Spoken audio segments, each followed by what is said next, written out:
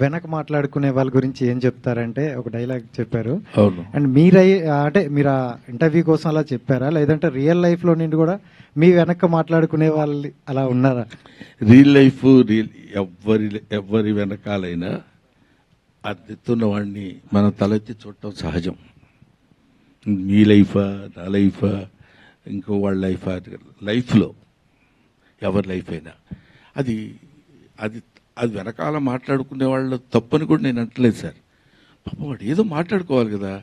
ఆ మాట్లాడుకున్న దానిలో మన గురించి కొంచెం కొంచెం హార్ష్గా మాట్లాడేసరికి వెనకవాడు రోడ్డు మీద నడుస్తుంటే, ఏనుగు నడుస్తుంటే కుక్కలు అరుస్తాయి, అలాంటి పిచ్చి మాటలు కూడా వద్దు సార్. ఎందుకంటే అవి అరుస్తూనే ఉంటాయి, వీళ్ళు వెళుతూనే ఉంటారు. ఎక్కడ ఏది time and tide doesn't wait for the man. మన కోసం ఏది ఒక క్షణం ఆగదు. వాళ్ళు అలా అనుకుంటారు, వీళ్ళు ఇలా అనుకుంటారు. డెస్టినీ ఎలా ఉంటే అలా జరుగుతుంది. లాస్ట్ టైం కూడా నేను అదే చెప్పాను.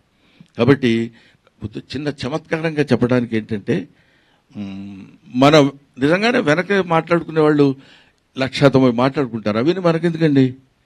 వాడు ముందుకు వచ్చేసి ఏంటా నువ్వు చేసింది అన్నాడు అనుకో, ఏంటి నేను చేసింది అని అడగడానికి ఉంటుంది.